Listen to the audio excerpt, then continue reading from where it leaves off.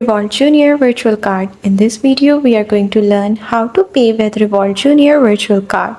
It's a pretty simple process. First, navigate to the merchant website or app where you wish to make the process. Next, locate the checkout page and proceed to the payment section.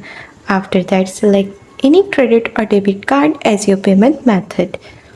Then, enter the following information. First, your card number, enter the 16-digit virtual card number, expiration date, enter the month and year printed on the virtual card number.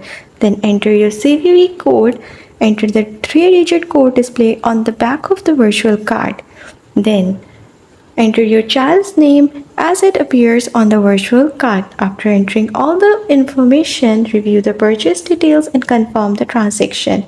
Enter the verification code sent to your parents' Revoult app for additional security.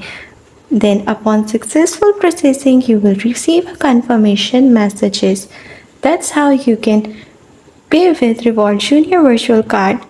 That's all. That's pretty much simple.